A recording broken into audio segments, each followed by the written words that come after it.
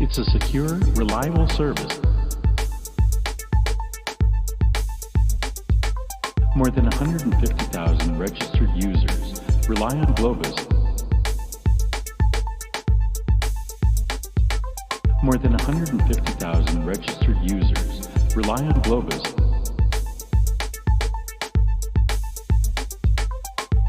So what's Globus? It's a secure, reliable service.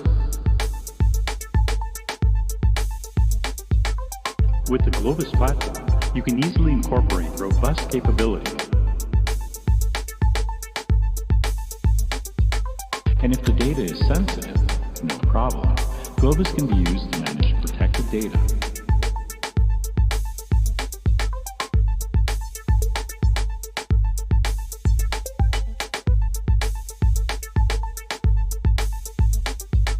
With Globus, you can easily share your data without having to move it or copy it. With Globus, subscribers can easily move and share. And if you have any more questions about Globus, visit Globus. More than 150,000 registered users rely on Globus. More than 150,000 registered users rely on Globus.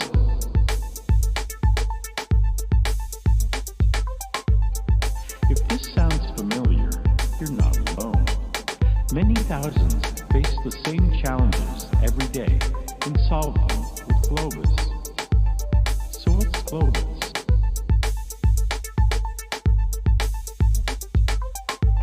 So what's Globus? It's a secure, reliable service. With the Globus platform, you can easily incorporate robust capabilities. More than 150,000 registered users rely on Globus. More than 150,000 registered users rely on Globus. And if the data is sensitive, no problem. Globus can be used to manage protected data.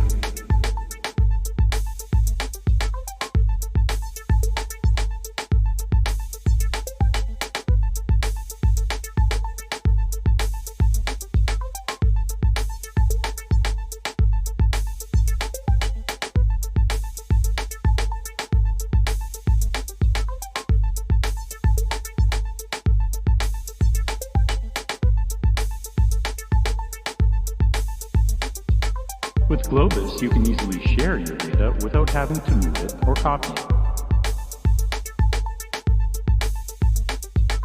With Globus, subscribers can easily move and share. And if you have any more questions about Globus, visit Globus.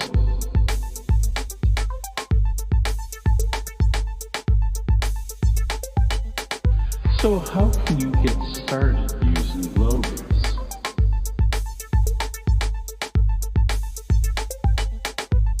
Anyone can use Globus right now for free to transfer files between Globus-enabled systems. So what's Globus? It's a secure, reliable service. More than 150,000 registered users rely on Globus. More than 150,000 registered users rely on Globus.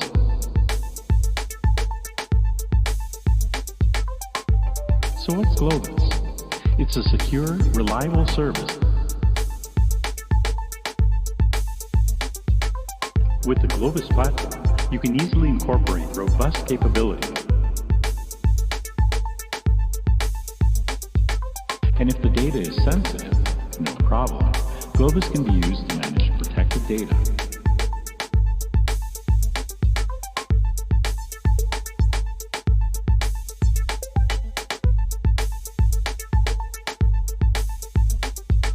With Globus, you can easily share your data without having to move it or copy it.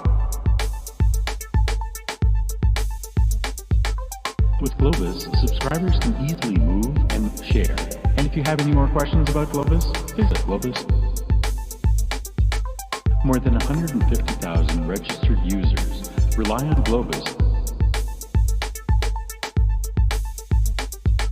More than 150,000 registered users rely on Globus.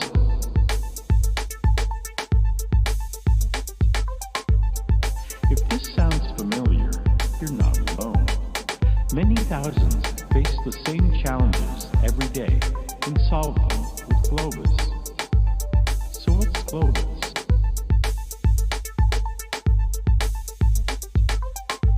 So what's Globus? It's a secure, reliable service.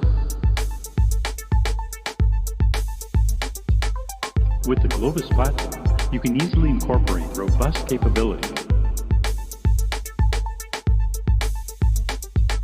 More than 150,000 registered users rely on Globus. More than 150,000 registered users rely on Globus. And if the data is sensitive, no problem. Globus can be used to manage protected data.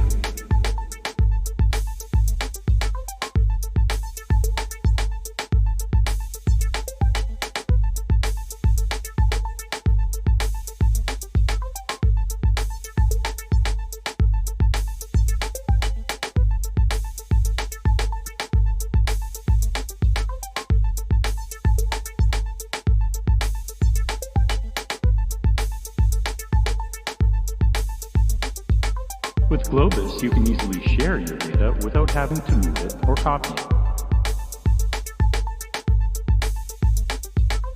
With Globus, subscribers can easily move and share. And if you have any more questions about Globus, visit Globus.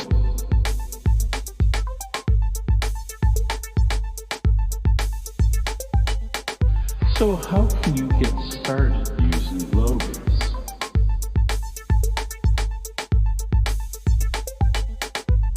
Anyone can use Globus right now for free to transfer files between Globus-enabled systems.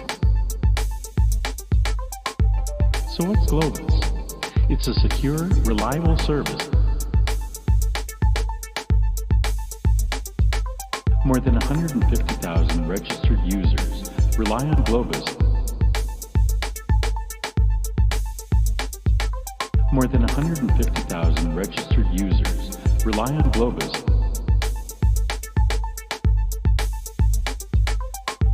So what's Globus? It's a secure, reliable service. With the Globus platform, you can easily incorporate robust capabilities.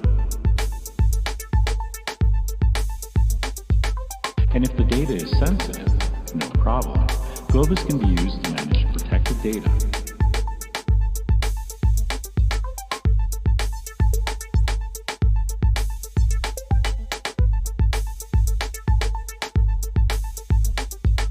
With Globus, you can easily share your data without having to move it or copy it. With Globus, subscribers can easily move and share. And if you have any more questions about Globus, visit Globus. More than 150,000 registered users rely on Globus. More than 150,000 registered users rely on Globus.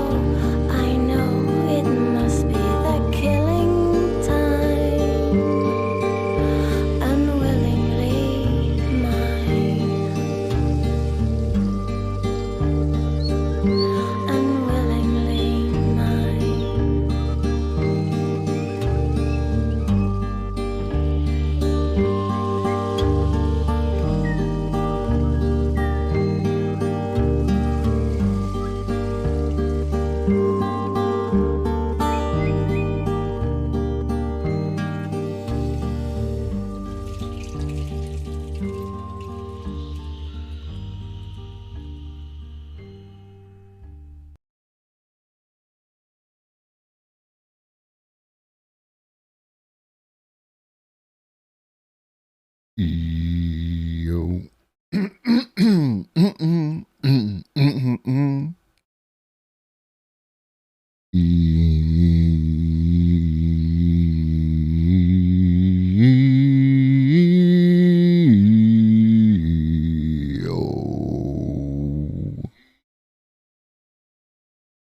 What up, though? What up, Cryptid? What up, Cryptid?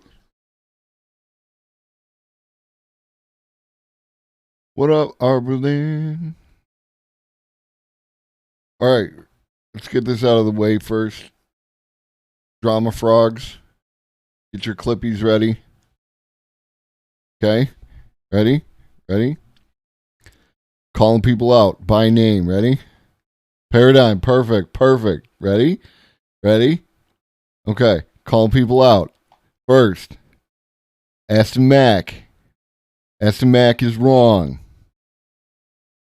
Fucking His Dark Materials is a good ass show with good writing, and it totally fucking makes sense. Fucking, if you don't know what I'm talking about, you can check it out on Twitter. We're going back and forth, or at least we were yesterday. Aston Mac is wrong. All right? 2, Big James from the internet is wrong.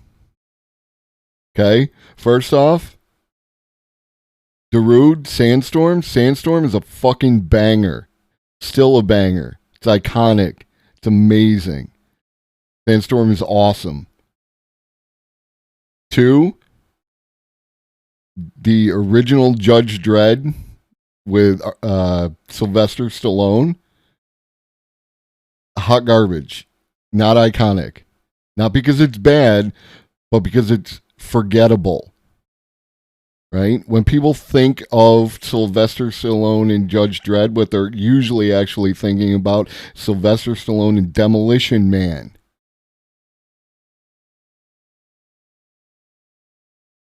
There, you got your drama clips for the day, yo. Take them and run. At me. Bring it.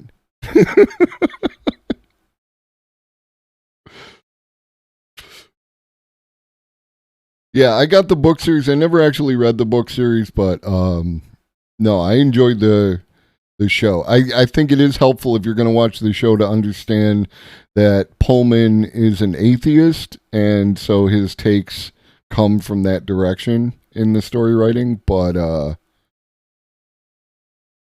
beyond that, who will stand up for this country? And the answer we're learning is Americans. Antifa, Black Lives Matter. Well, it's up to them. Thank you, Cryptid. I appreciate you. One other thing is I got a new raid alert. If you were here for yesterday's stream. I have the power of God and anime on my side. Whoa! Hold up.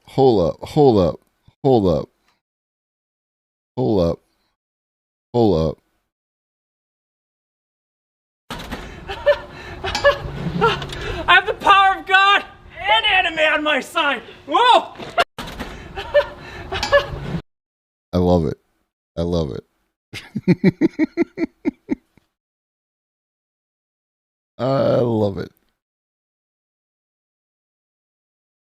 All right, so yeah, the alert when I do the thing, y'all can't do it. It's just for me, but it was just for the test, anyways. A little bit later, we're going to be talking to Kai Pewter, who does programming and computer building, cybersecurity. We're going to be talking about AI with them. But before we get to that, I want you to see something, and it's related to what we talk about. It's automation, right? But I want you to watch this video so that you can appreciate when my man comes to a realization in the middle of his rant. Take this down, put that up. There I am. Do the transition. Here we go. Welcome to the Webster Panera. My name is Tori. Are you a rewards member? For all you people that have been like, yeah, just quit your job, just walk out whenever you want, they're going to replace you, blah, blah, blah. They will replace you. They're going to replace you with a computer, and you just won't be able to find a job. So, from one of my previous videos, Jordan the Stallion was like, talking about, like, just quit whenever you want. And I was like, you'll do that, but you'll do it to your detriment. You don't want to just live your life that way, because you're not going to end up having, a very successful life. And it turns out employers don't want to deal with that BS. They don't want to deal with people walking out, not showing up, getting sick. So yeah, they're going to get computers. They're going to just get robots to do everybody's job. And they will. They can. We have the technology. There doesn't need to be any employees doing anything. We'll all be just sitting in government,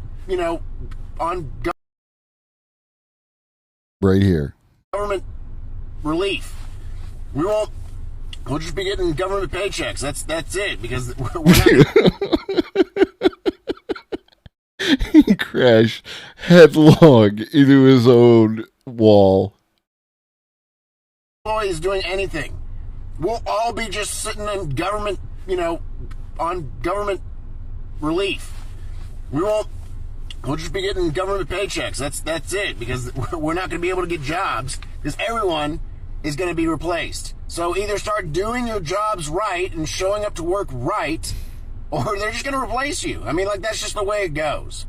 So I just think it's so funny. People are astonished, like, oh man, these employers, they're just so rude. It's like, well, maybe look in the mirror and see, are they rude, or are you maybe not holding up your end of the deal? I see so many TikToks of people not doing their job. Just do your job. I've had the same job for 8 years, going on 9 years, and I've seen a lot of people just not do their job. And not do their job well. People that work in my industry just not doing their job. So, yeah, not gonna be surprised when everybody's job gets replaced. But guess what? I work in IT, so I fix robots like that. There are robots that work in hospitals that have replaced pharmacists. There used to be pharmacists would have to take the medicine to the patients, but now they just have one or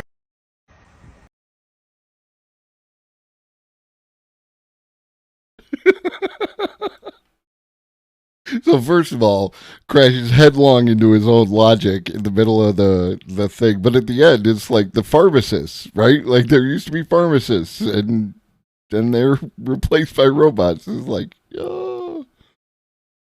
Yeah, no, exactly, Cryptid. That is the entire point of automation. Is it's supposed to do all the jobs so that we can do human stuff. I mean, what the fuck, bro? What the actual fuck, bro?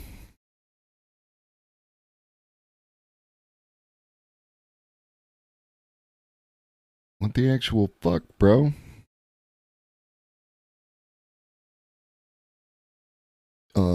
Speaking of robots coming for our jobs,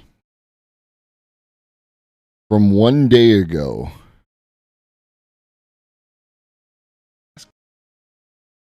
the computers do the art and music so we can get back to work. 100%. 100%. We need more robot artists and less robot burger flippers. Wild thing is that he went to government relief instead of the actual thing. Yeah, well, here's the thing is they can't let us just die. Because when you can push some people to the margins and they'll just take it, unfortunately. But there's a critical mass. And once they hit a number of people, then once that number is hit, then it's go time, right? Like other shit will happen. Yeah, I mean he's so close. He's so close. So close. So close. So speaking of, here's a robot doing construction. What up, homie Nabil?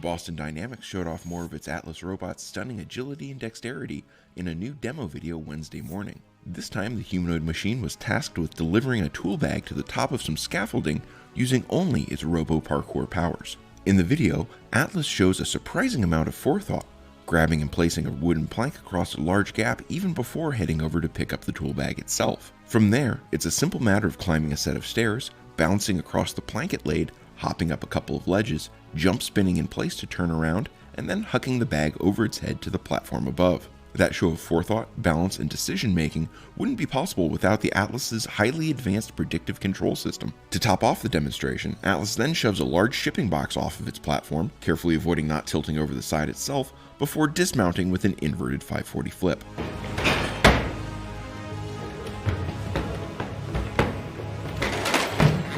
Project engineers have dubbed it the sick trick. To know where it is relative to the world and objects around it, the Atlas relies heavily on its vision systems. At the start of the century, bipedal robots couldn't do any of this. They would wilt when confronted with a flight of stairs.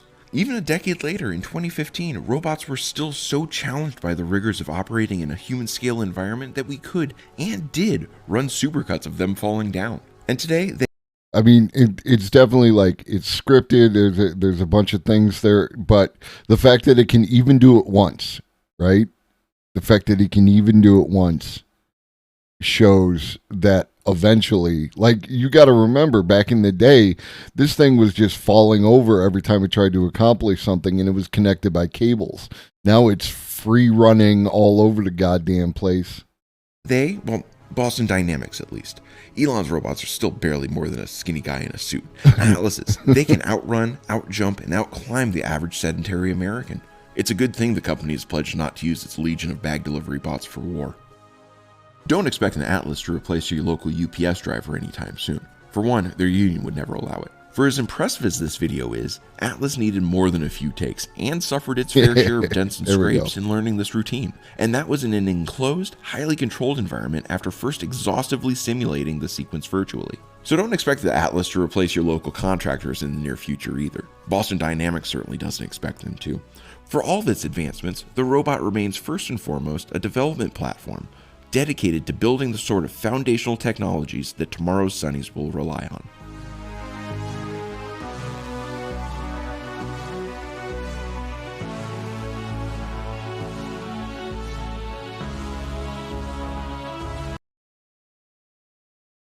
So yeah, pretty goddamn impressive.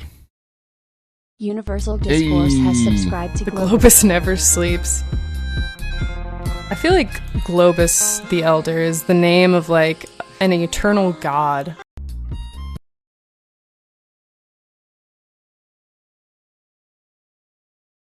Amber said it.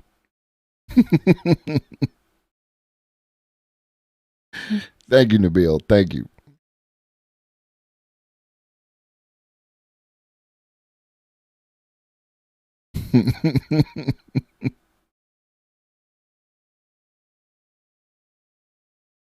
I'm just out here being me. I'm just out here being me.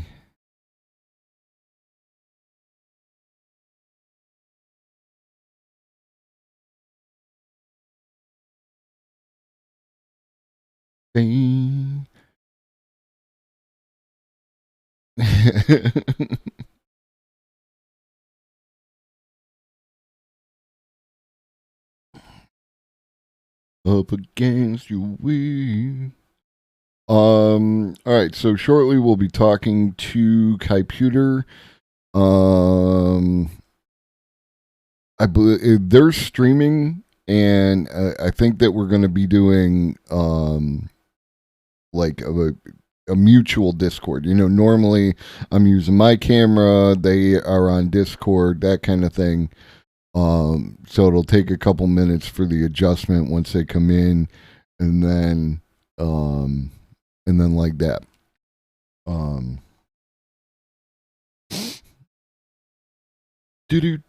So while we're waiting, we got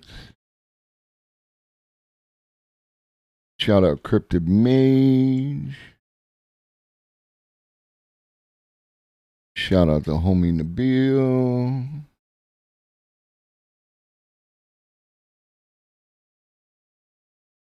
Magic, I don't know if you're still streaming, but if you ever do stream again, you deserve a shout out. And also shout out Kai Pewter.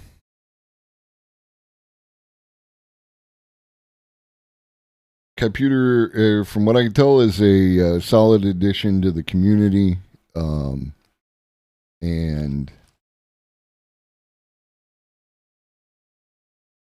like that. Their streams are educational. They're open to help. When my son recently did his first PC build when he ran into issues, I posted in Computer's Discord, and all sorts of people in that Discord were there to help. It was nice. None of that hippity hoopla with the you don't know why are you building and any of that crap. They just went, legitimately there to help, and that was cool.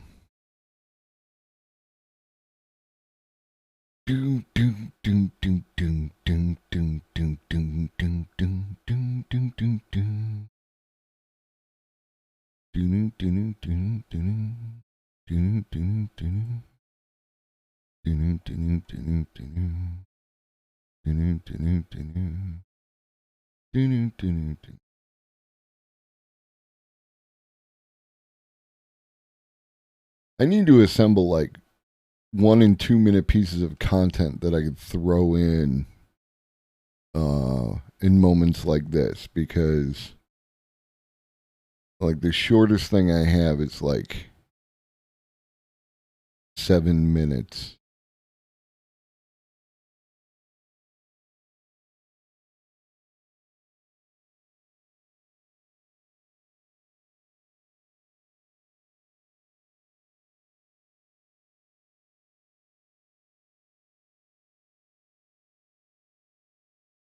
Do-do-do-do.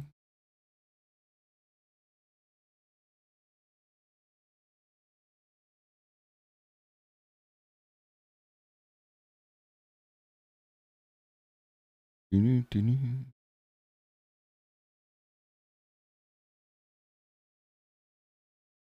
Elmo song.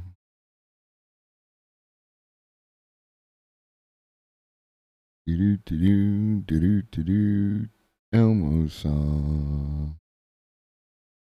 And just like that, 4 people dipped.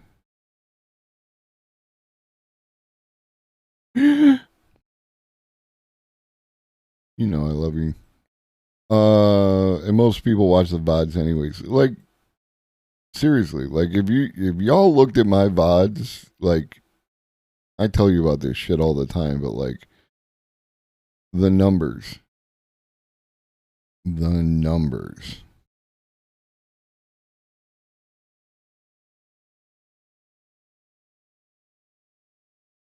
6 to 7 times the audience, which is cool. Like, shout out to my lurkers, shout out to my VOD watchers, because I'm providing you with 2-hour chunks of content, and you can just, sit back and chill, watch at your own leisure, maybe while you're doing something else, and that kind of thing. So I appreciate you. I know you appreciate me based on my bod watch numbers. And maybe there's people, like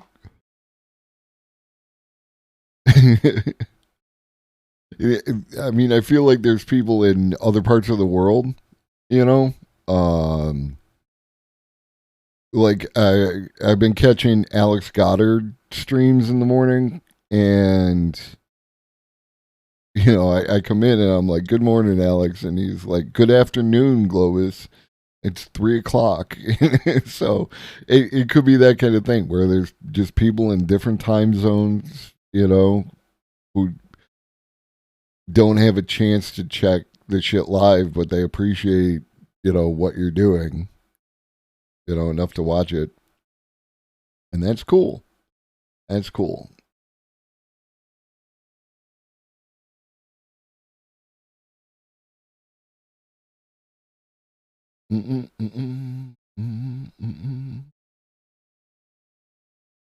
Elmo's song. La la la la la la la la. Elmo's song. La la la la la la la la. Elmo's song.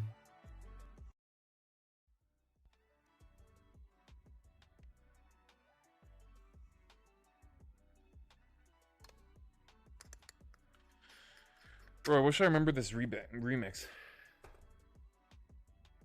MF Doom EDM remix. We get money back. Bro, I wish I could show you guys this. MF Doom remix. Nope, nope, none of these are it. Nope, Why, nope, Cryptid? Nope. They're real people. Hey, what up, man? Okay, let me get set up here. Put this in studio mode. Let me get you added to my scene here.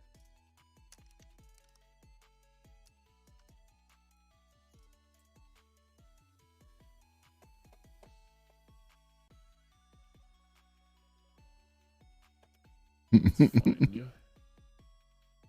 There you are. I'm gonna get you added to the scene here. I'm gonna take a quick puff. Shouldn't take more than a minute or two, and then we'll be back on. I'm just gonna dip off a camera for a sec. And yeah, I have an ad in your stream, so I'm gonna wait till that's over. And then I'm gonna pop you in here.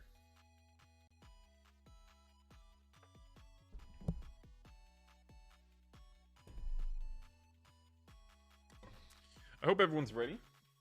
Get your drink, get your snack, get ready. We're about to get ready. Word. Get your drinks, get your snacks. Smoke them if you got them.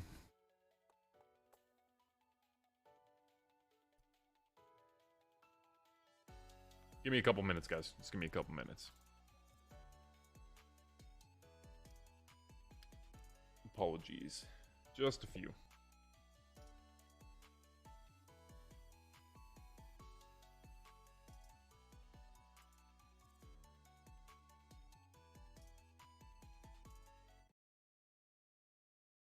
So that's our new homie computer.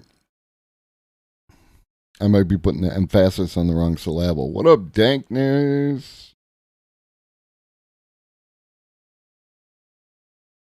Na na na na na na na na. Elmo song. I don't know why I got that stuck in my head, and whatever triggered it was related to the Nouvelle Vague cover of "The Killing Moon" by Echo and the Bunnymen, but now those songs are inextricably linked in my brain. So I got that going for me.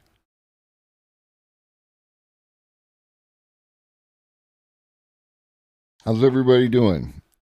Doing good?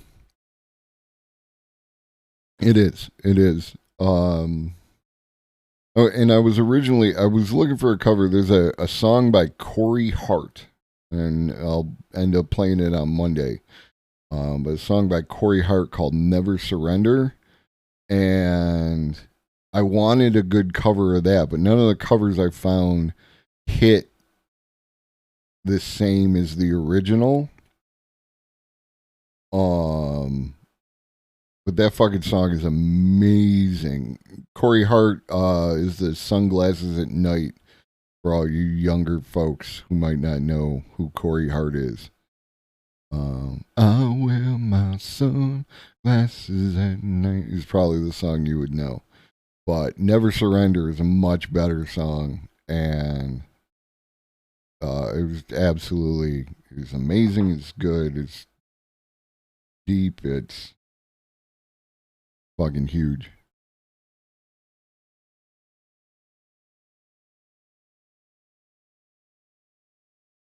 Hey there. Here, let me put Hello your there. audio in here.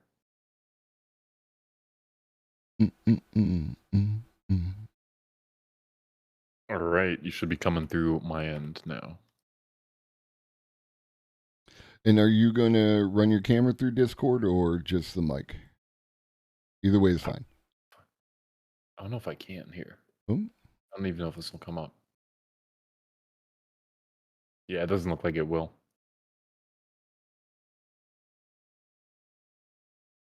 I don't know if it's just my camera or if I have to do something special here, but Oh, it's fine. It just the scene that I have set up on my end, if the guest doesn't use a camera, then it focuses on my picture in Discord, and if they do, then it switches. So I just have to make an adjustment, and Gotcha, it's okay. all set.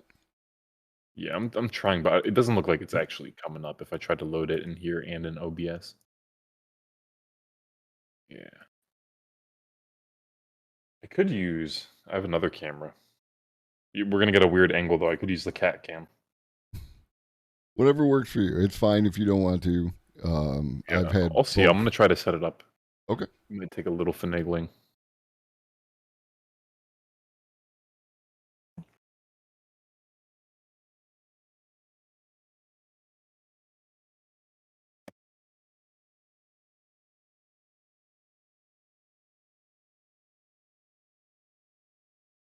Yeah, so there we go. There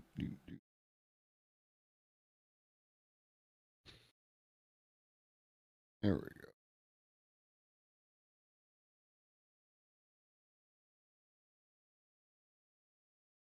All right.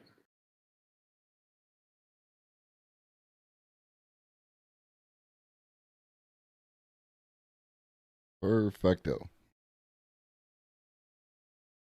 And then if I do this, and I flip it horizontal, now you're facing me on my screen. Oh, there we go. Perfect. I see that. Magic. Here, I'm going to add you. Are you able to put your camera in here, or should I just, I could crop from your screen and just add it as a layer or something? I can probably do that. Yeah, if we're going to do that, then what I would do is I would see if I could put myself into Discord and just run everything off Discord kind of thing. Oh, that would be cool. Yeah, I could totally grab your screen from that. So, I apologize if this breaks stream chat, but here we go.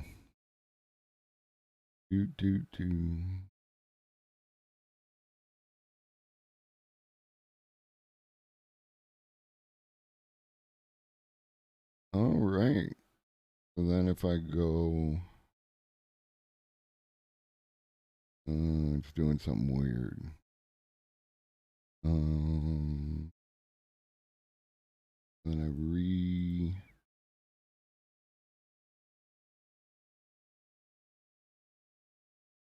and if I change over to this one, well, it doesn't have any of my chat on it. Chat loves to see itself. Always. There we go. There we go. Oh, we have a viewer who says you have a really good voice. You got to follow them. They're Globus the Elder, just like it says in the title right now.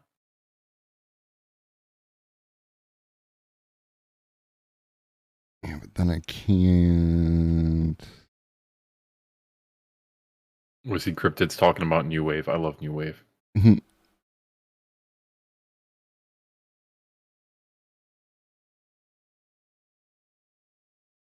it's not gonna work. It's okay. I could just like it's not gonna match. Like I can. Your mouth is covered by your mic, so it doesn't matter. I'm just gonna crop your screen. We'll just keep it nice and easy for you. You know. Okay. Yeah.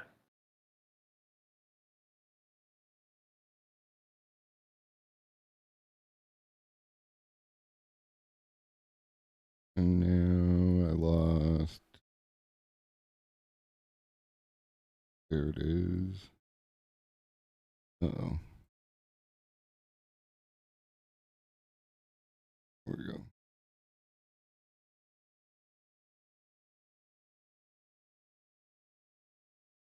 Yeah, I'm still a bit of a boomer with the details. No worries, man. This name keeps coming up over and over again. Every day, Pepe's mail's getting sent back to me. Pepe Sylvia, Pepe Sylvia. I look in the mail. Well, this whole box is Pepe Sylvia. Thank you You for see, the guys follow. see him now? I put him on the screen, guys, so you can see him on the screen above my head. There we go. So, pleasure to talk with you. Yeah, likewise. Glad we could set this up. Thank you for reaching out. Yeah, no problem. I do two kinds of interviews. One is like an introductory kind of interview, and then the other interviews are conversations about AI and things like that. And this is going to be kind of like a combo of that because this is your first time here. So, okay, cool. First off, if you want to let my chat know who you are, where they can find you, and like what your pedigree is, all the things you do. Definitely, yeah. So my name's Kyle. A lot of people just call me Kai now. And you can totally call me Kyle or Kai, either's fine. By trade, I'm an application security engineer. I have a bachelor's of science in computing security with a concentration in malware reverse engineering and computer system forensics. So that just means I can look at a computer and see what's happening, right? And if I find malware, I can analyze it and see what it does, right? But yeah, I got into like secure coding, secure programming, right? I've gone to a lot of computer programming competitions, like over like 50. As like a mentor or a participant, we've won a lot, we've lost a lot, we've helped a lot of people. So just me and pals, just doing it for fun. So started a nonprofit around like hackathon and mentorship. And you can find me on Twitter at KaiPuter. You can find me here at KaiPuter. You can find me on TikTok at KaiPuter. If you have a TikTok, please follow me because I need 1,000 viewers, and then I'm gonna do like a what's called an RTMPS relay, but I'm gonna have another scene that's set up for TikTok, and then I'm gonna have the one that you guys are seeing now if you're watching my stream. So yeah. I go live every day. I talk about the latest cybercrime news, cybersecurity news, and I have a IRL streaming backpack that I've made with a 5G modem attached to it. So yeah, and thank you so much. Everyone for being here. Thank you, Globus, for having me on. But yeah, application security engineer by trade. I like programming, and my community is all about teaching people, whatever they want to learn. Hacking's not a crime. Obviously, we look at cybercrime every day, but hacking itself is not a crime. We have lots of people who hack and report stuff, and they get money for it. So hacking is not a crime. If you want to be a hacker, it's actually a really, really good career, really fulfilling career. You meet a lot of very incredible people. And just come through, let me know, and whatever you want to learn. We're doing Black Hat Python right now. We have our hacker book club, and then we have our hacking team, which it's just a ton of people who want to do hacking exercises together, right? So definitely feel free to stop by. Very cool. The first place I saw you in my sphere, you raided into Pseudonym of Ohio. Probably Dankness recommended them or something like that. He did. And then the next place, all of a sudden, it's one of those things where like I'd never seen you before. Then boom, I see you, and then next thing I know, you and Nabil are doing that fundraiser for those computer builds. So what was that like, and what was that about? Yeah, so Nabil actually reached out to me and asked if I wanted to do a co-stream about, because Nabil came into my chat. I actually have a clip of it, but Nabil came into my chat and, we talk about just about anything related to technology. I'll talk about anything related to technology that somebody brings up. I always say it's like an open AMA, so people can come in, they can just ask me like random questions about things they've never heard of before, and I'll like look into it and try to give them a good answer. So, basically, Nabil came into the chat and he was talking about, access to computers and like socializing computers and making computers more accessible. And we both kind of like talked about it for a while. Like while I was doing what I usually do, which is most of the time just cybercrime news, cybersecurity news. We sort of got into it and we started talking about access to computers and how like it does have an outcome on like how people are able to like live their lives, and the sort of like upward mobility that they're able to like obtain, right?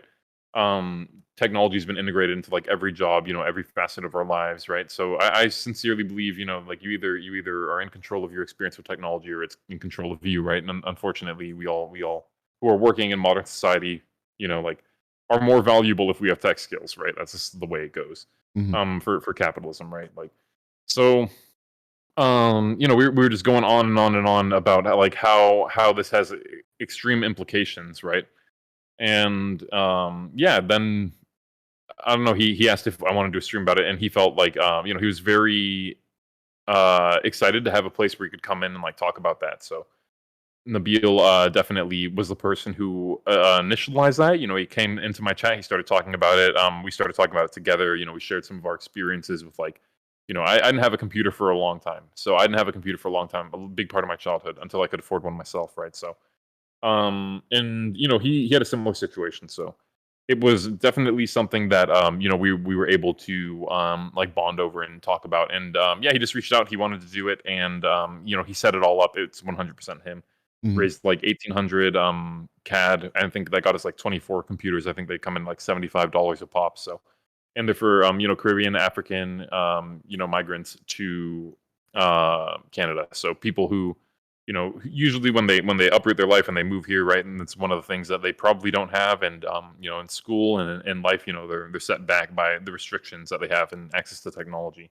A lot of our viewers were telling us too, they were coming to us with stories saying, at my library, you could only use the computer for 15 minutes, right? Like you're not even going to get your homework done in that period of time. So, I think everyone sort of came with like a part of their story, part of their experience, and I think it was definitely super eye opening, and I think it was just really awesome to see everybody come together. I mean, Nabil's chat really did the whole darn thing, and they were super great. They just kind of they definitely like we were matching them, right? So they were doing subs, we're donating all that money, subs, bits, whatever, any proceeds, and matching it. So that's kind of the story behind that. No, this is very cool, and that's an issue. Is like, there's a lot of like government websites, educational websites, things of that nature, which your experience, even in this day and age, is completely different on a PC than it is on a phone, right? So even if you have access to a phone, like if I go to my county website, it's like from 1995. Like they haven't gotten up there. So people not having access to the appropriate technology to make those connections can really miss out on a lot. And I imagine for people who are coming here, who are going to need that government assistance and things like that, that not having access to that is like, that's a killer. Like that could get them sent back to wherever they came from. 100%. I mean, it has serious implications in just the way that they're able to navigate the system, right? Once they come over, I mean, we know that especially children, right? Children are just sponges. You put a child in front of a computer, they're going to learn infinitely, basically. So I mean, obviously, there's some bad there. Don't get me wrong. I'm not saying this is a good thing. Obviously, you got to restrict internet access for children, things like that. Make sure that they're safe online. But I think a child, and anyone can really learn infinitely from a computer. I think that's one of the unique things about a computer. You can learn infinitely about it from itself, right? So I think if you have a child online, right, if a parent is stuck in their ways, but you have a migrant child, right, from the Caribbean, who gets one of these free computers, hypothetically, hopefully, right, they're going to be able to look into these programs. Maybe they have a better understanding of English. Maybe they'll be able to look into Canadian programs for migrants, get their family, assistance, the assistance that they need, whether it's like rent assistance or like food assistance, whatever it is, sign them up for these programs. So I think that's a really good point. Transportation assistance, right, like travel cards, transit cards, whatever it may be. I think obviously there's a way higher probability of people being able to utilize these programs with stable access to like modern technology. And the instead other, of just like a phone, but Yeah, one of the other things is with like the services like Twitch, right? Like I have found a disparate community, people all over like the world at this point, that like that I enjoy associating with. We could talk about things, learn things from each other, all that kind of stuff. And they are people who are just simply not in my space. And I imagine for someone who has had to uproot their entire life and travel to a new location, being able to continue to establish connections with other people that they can, identify with and associate with is going to be an asset as well. Yeah, 100%. I think a lot of people use the internet as a lifeline in that way, right? A connection to communities that they otherwise wouldn't have access to, either because they're in a place where that community just completely doesn't exist, and you're the only person of XYZ characteristic in this area. Yeah, it definitely does save lives, right? Like having that outward connection, having that that external like support network. Yeah, it can definitely have some extremely positive effects, especially when you're experiencing like any form of isolation. I think like I think there are definitely people, I think we all probably know people who and I don't know, I'm not going to tell anyone else's story, but we all know people who were able to find out that they were a part of a group because of like media, because of like something that they saw online, because of like a character. So I think the proliferation of information, right? Access of information, any form that it takes. That's something that I'm very what's the word? I'm very firm on that, right? Like there's nobody who's going to be able to make me waver on that. Right. So yeah, I think it's a huge thing, and especially when you're going to a new place, yeah, you're not going to be able to find your in group immediately, but if you move to Canada and you're from the Caribbean, maybe you could find a group of Caribbean expats in Canada if you have access to technology. So yeah, I think that's a good point. Yeah, and they don't even have to live in your immediate area. Like you could be in Toronto, they could be in Vancouver, but they are going to have a similar experience and maybe can give you, some additional information. So, I mean, it's all upside, like we need more of that. And I think what you guys did, and I know that Nabil, took charge and made it happen, but your participation and your enthusiasm on that stream, I think, definitely helped out as well. And so both of you deserve a good round of applause from the community. So thank you. Thank you. Thanks. So to pivot to AI, as someone who deals with cybercrime and cybersecurity, I imagine that like AI is front line for you, right? So, okay, so this is going to be a really roundabout answer, but cybersecurity and AI haven't really like commingled yet. The way that we do a lot of things in like cybersecurity detection is like we'll write like rules that sort of like catch things, right? Most commonly referred to as YARA rules, right? People are writing a lot of YARA rules these days to like catch things that they don't necessarily have a patch for, right? When we're talking about a patch, we're talking about a way to prevent a vulnerability from being exploited. So if somebody doesn't have a patch for something, they're usually writing some like network rules to like disallow stuff, right? We want to like, or the goal is always to fail secure, but like a lot of AI stuff and the AI tools and all that haven't really made their way to security. People are starting to integrate some security problems with machine learning, right? But a lot of stuff is still done off of signature detection. It's like it's very it's not a problem that computers are good at solving yet. And people are starting to make AI engines that are going to probably be pretty effective at like analyzing workloads in terms of cybersecurity, analyzing heuristics in terms of cybersecurity. But there's like ML assisted security tools, but the combination of like AI and machine learning together is something called intelligent systems. So intelligent systems is like the intersection of that, but it's a very new thing. It's like very academic right now. I think there are a lot of people, a lot of security vendors, lots of security tools saying that they're using AI and all that, but it's usually not AI. And a lot of the times they're not even using machine learning. But yeah, basically I think the most honest application of machine learning in AI in cybersecurity is like stuff that either what they're doing is they're incorporating like data sets, right? They're incorporating data sets of like previous malware and basically extrapolating from like whatever they're seeing on a system, if it is close, if it's adjacent or something like that, right? Like, but it's still a nearest neighbor thing. It's still a machine learning thing. It's still a linear algebra thing, right? All AI and machine learning is linear algebra, right? So basically it's closer to that than it is to AI, right? And like I think also when we talk about AI, like AI is really good at solving specific problems right now. There's no good like general AI, right? So AI is really good at solving like specific problems and doing like very human things. But yeah, it's not good at cybersecurity yet, which is a very inhuman thing. Cybersecurity is extremely inhuman, but AI is very good at, right? Like like we see it all the time, right? AI is very good at human things, writing an article, making artwork, right? AI has always been good at very human things, and like it's been getting very very better at human things. So maybe one day we'll have a general AI, right? But there's no there's no solution yet, it seems, at least from my perspective, that like a cybersecurity solution that has been extremely enhanced by AI, right? There's like their data sets, and these things lead to better detection sometimes, but I wouldn't even call most of those solutions AI. I think it's pretty far off. Yeah, we generally, over the course of these conversations and discussions, when we say AI, we're using it as like the catch-all colloquial sense, like AI, machine learning, anything adjacent. It's not necessarily accurate, but it facilitates a conversation. You know what I mean? Yeah. Sometimes I get people who like to nitpick what I say, so I try to be a little robust. But yeah, I totally get you.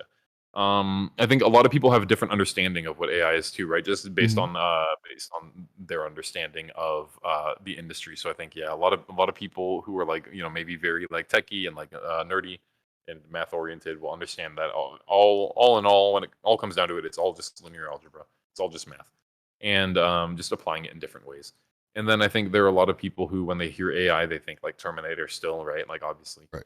And then I think now there's a group of people who, when they see AI, I think they probably now, I think like the newest generation, right? The new group of folks who have started to become, entrenched by this technology will think of stuff like ChatGPT and Lens AI and what's the image one, whatever the image one's called, DALL-E, right? There's DALL-E, there's Midjourney, there's Stable Diffusion. Yeah, there's I know Stable Diffusion. Yeah, so Stable Diffusion too, right? Like all of that stuff, right? The source code for it, it's a lot of hard linear algebra, right?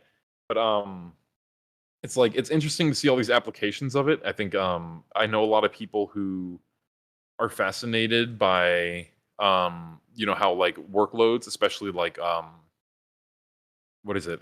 Data warehousing workloads are starting to move towards like offering AI like GPU services, right? Like certain like NVIDIA like APIs that are like NVIDIA, not APIs. NVIDIA GPUs that are like really effective for like AI ML workloads. So that's starting to become offerings in like data storage and like data center providers. I think that's pretty interesting. In like with something like ChatGPT,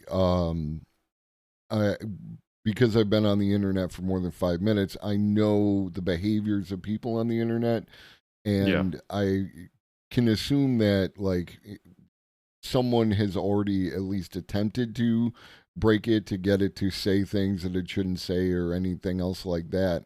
Is that something that's going on? And is it widespread, or have they been able to control that, or are you not aware?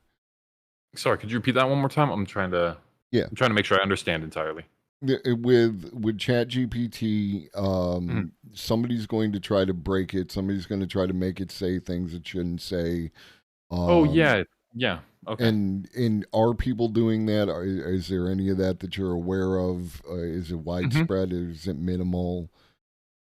Yeah, I mean, a lot of people were able to bypass the filters initially, just by using tricky verbiage, right? Just by like using English in a certain way. You're able to actually turn off and bypass the filters for a bit. They patched that. Russian folks were trying to figure out a way to bypass it too. Like we were aware of threats. I actually covered it on my stream because we cover the cybercrime news. But Russian folks are trying to use it and bypass it so that they can write better templates for like phishing and stuff like that.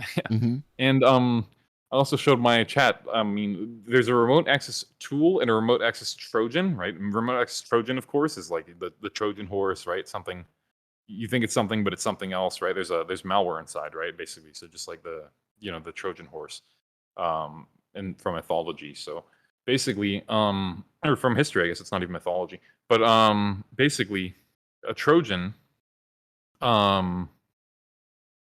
Okay, so a Trojan is basically the same exact thing as a remote access tool. Remote access tool and remote access Trojan are like very close, right? There's some like little similarities, but basically little differences rather, but there are a ton of similarities. They do the same thing when it comes down to it. A remote access Trojan is just meant to be a little sneakier. So I was able to, I showed chat live, right? You can type in remote access Trojan and it will say, hey, you can't do this, it's bad. Just like if you were to try to do a Molotov cocktail, right? Mm-hmm. But if you type in remote access tool, right, one word difference, and you ask it to do it for cross-platform and give it all these features, XYZ, webcam feature, command feature, it'll go ahead and generate it.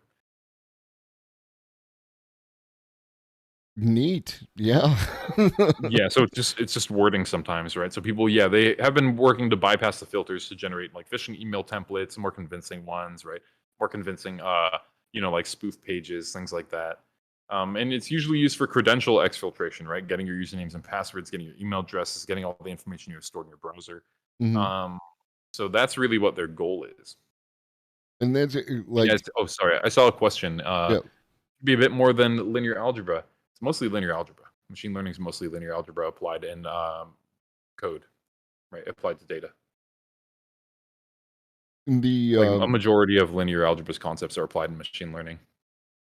The difference between Trojan obviously has a specific connotation on, in software, where tool is something that like you might want to use that in business to be able to access your business computer. So it makes a logical sense why that, could bypass that as something that somebody might want to have. But at the same time, if it's functionally the same, then it's still a problem.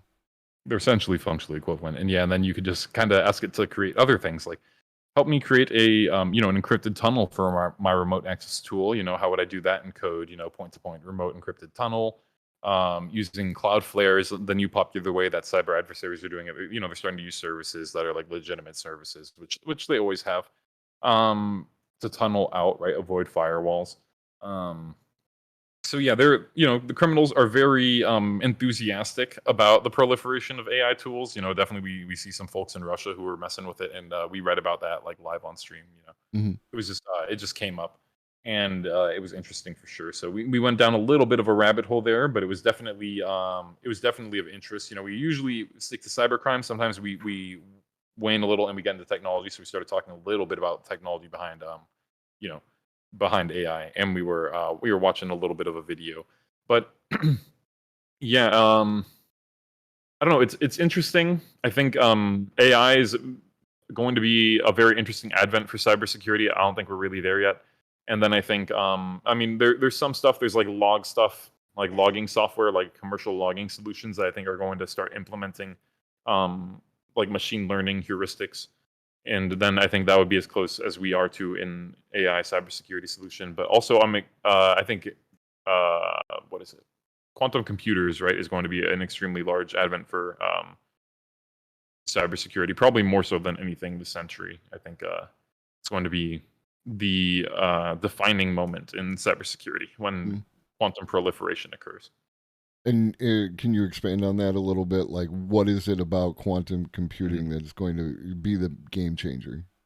Yeah. So, my chat's probably sick of hearing me talk about it now, but I will do it because I think it's really cool. Oh yeah, sorry chat. You're gonna have to deal with it. I literally did my thesis in this, and I did an independent study in it at my university. But I have a ton of lectures around quantum computing, so I'm ready for this. But the thing about quantum computing that's going to destroy the whole security industry is it's going to solve the discrete logarithm problem, which is where a lot of modern encryption that we hear of, AES, RSA, all these things, borrow their security from. So what do I mean by that? Well, like if you take two really, really large prime numbers, like I'm talking like 100 factors long. If you take an 100-digit long, sorry, not 100 factors, 100 digits. If you take an 100-digit long prime number and you multiply it by another 100-digit prime number, it's extremely hard, extraordinarily hard computationally more so than the multiplication that it took to get to the product. And that's how we basically do encryption for the most part today. For the most part, there are some exceptions, but for our purposes, we'll say that. That's why things from encrypted credit card payloads that were sent over the network that somebody picked up. Like basically, what people are doing now is they're storing encrypted data. Even if data is encrypted, they don't care. They're storing it. They're waiting, and they'll be able to decrypt it later. And some of that data might still be useful.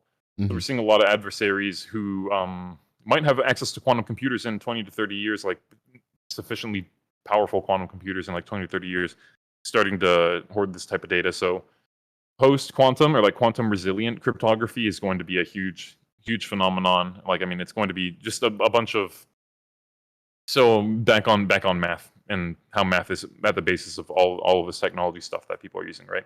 Mhm. So there's an organization called NIST, right? And NIST is the National Institutes of Standards and Technology. And what they're going to do is they're going to have another competition, just like we had AES, right? And it's 1 and 2 and 3 and all of this, right? There are all these iterations of different crypto, right? Cryptography. We're talking about cryptography, not cryptocurrency, folks. We're not talking about that crypto. But cryptography, when I say crypto from now on, hey, Hellraiser, thank you for dropping in. Hope you're having a great time. So when I'm talking about crypto, I'm talking about cryptography, folks. So when I say crypto for this conversation, I mean cryptography. We're not talking about computer money.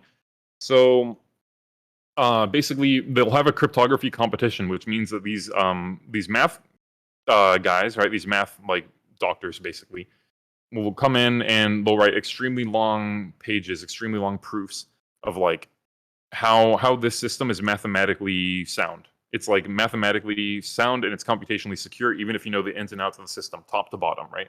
Like nuts to bolts, right? So every single layer of it. If you understand it, if you understand exactly how it works and you still can't break it, it's secure. That's something called Kirchhoff's principle, right? And that's how you can tell if a crypto system's secure. If you know everything about it and you still can't break it, then it's secure, right? So a lot of these systems will be able to be broken with a combination of classical and quantum computing technologies. Oh, Hellraiser, you're funny. Somebody's making a crypto joke right now in my a cryptography joke in my chat. But yeah, but that's essentially what's going to happen, and it's going to be a huge advent. And yeah, I think it's definitely the joke is when you go into math, you're majoring in debt, right? Especially when you're studying pure math. But I mean, these people they go down in history. Literally the history books. Algorithms are named after them. They do kind of become immortalized after winning one of these competitions. I think they get some money too. Let me know, chat. Do they get some money for the NIST competitions? As an aside, what's your opinion of cryptocurrency? I think there's some interesting applications. Like if we're going to talk about like farmers in, in, I don't know, pick an African country, right, where the currency is extremely inflated and they got to carry around like tons and tons of stacks of bills to do commerce. I think it's much safer for them to probably have that on a phone or a USB chip or something like that. I think there's some interesting applications of crypto. I think most of it is like pump and dump scams and like all sorts of like weird economic gotchas. Like there's this Logan Paul stuff or whatever, Crypto Zoo, right? So they're like they're selling a dream and delivering like a gilded turd, right? So I think that's unfortunately happening a little too much. I know some people who are actually trying to do things that seem interesting related to identity and money and stuff like that. But yeah, I don't know. I think it's way too soon. I think a lot of the industry is just going to get flushed out. These Web3 people are going to get flushed out. Maybe. Who knows? I feel like it's just too hype and too soon to tell, right? It's like so hype. And the hype's dying out. That's what everyone in there tells me. They say the hype's dying out. All these people the hype beasts are leaving the room, So yeah, I don't know too much about it. I don't really keep up with it. I did a little bit of like Safe Moon at the beginning and I like 12x to my investment and I just pulled out. Yeah. So I got out before the whole big thing and then all the altcoins went down and all of that. So yeah, it was definitely it was interesting to watch. I mostly watched from the sideline. I purchased Dogecoin years and years ago, and I sold that recently as well. So yeah, I basically just set it and forget it like classic investments, and then came back to it and was pleasantly surprised, and then managed to get out before everything just turned sour. Well, that's good. So one of the concerns with AI is that like we don't know we don't know what we don't know about it, and we kind of have to put it out there in order to figure out the things that we don't know, and that this is why we end up with, you know, like these bad data sets leading to like, you know, the weird conversations, racist conversations, this kind of stuff. And you know, there is a concern where we're not addressing those issues beforehand. And at the same time, I understand that, you know, we don't know what we don't know until we do that.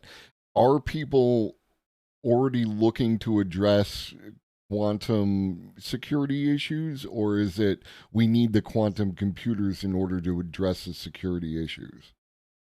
Oh no, so like basically with classical computers, we can still make like algorithms that are like post-quantum secure. That would be like theoretically secure against a quantum computer. As far as like the whole like AI and like mistraining AIs and like, you know, we don't know what we don't know. It's like okay, so I've worked in the tech industry at like social media companies. I'm not gonna like say exactly which ones, but you know, social media companies, very very popular ones. You know, multinational media companies. Been an infrastructure security consultant. I've been a full stack engineer, right? Like I've worked at startups. I've worked at the large multinationals, and basically one thing that's consistent is the biases of the people who make the technology are baked into the technology at the end of the day. And that's the same exact thing for AI and ML. And we see that with the misapplication of AI and ML in identifying, black politicians as criminals. We see it with, the police force unilaterally using AI and ML and facial recognition technology to, justify, brutalizing black and brown bodies and saying, oh, the computer told me it was this person, right? So this is something that like people have known about for a long time. I actually have I wrote a report in college. Actually, I called it Big Smother, right? And it was about mass surveillance in policing and how Amazon and like other companies are selling imperfect facial recognition software and saying, "Look at this, it's so good," and they're training it, right? And then it's all trained on biased data sets. And then it's leading to false arrests. This could lead to people losing their lives, right? So this is, the racist applications to technology, right, and created by groups that are usually predominantly racist, is nothing new, right? It's just getting worse. The issues with like Compass. You wear a Compass. No, I'm not sure what that is. Compass, only one S, is a predictive software that they use in like sentencing, and it's supposed to be used for determining bail, whether or not someone is likely to reoffend. And all that kind of stuff is baked into that exact, as you said, those biases are baked in there. And they continue to like justify their code. Is that like, do you find that to be a common occurrence? Is that like no one is going to admit, yeah, there's a problem and we're going to endeavor to fix it, or are they going to trend towards, no, our code is fine, it's just your analysis of my code is not correct? Yeah, I think that most of the time it's just like I said, shitty code, shitty data sets. The biases are baked in, right? They're trained off of certain groups of people, certain subsets of features. So that's why essentially they don't even consider, right? They don't even consider the other group. It's not even a part of the equation. So when these technologies, which are designed to work for a specific group of people, whether it's soap dispensers, right? There are a group of soap and soap dispensers, as well as kitchen faucets, like sink faucets, bathroom faucets, public ones that wouldn't work on people with certain skin complexions. And how was that able to happen? Well, I mean, we can kind of infer what groups of people they tested with and what groups they didn't test with. Right. Why? Well, like who's usually making this technology and who are they making it for? So I think it's in large part. So I think it's important to recognize. But yeah, if you look into it, you'll 100% see that even Amazon, right? We consider Amazon AWS to be one of the largest. It is the largest provider of computational services in the world. It probably will be for as long as as long as you and I will be around, and anyone watching this, right? AWS will probably be the largest provider of computing resources ever. They're all over the world. They got data centers everywhere. They're entrenched. They're not going anywhere anytime soon. Jeff Bezos is making a killing off of it more than anything else. So much that he can afford to lose money on Twitch, right? And this is just a huge money sink for him. So yeah, and he's still like one of the richest men in the world, even after all that, right? So I think it's definitely like it's definitely important to take a look at this stuff, right? Like the AWS instance, right? It's called Recognize. That's what they call it. It's like spelled some weird way. I think like IZ or something, Recognize or something like that. But yeah, I think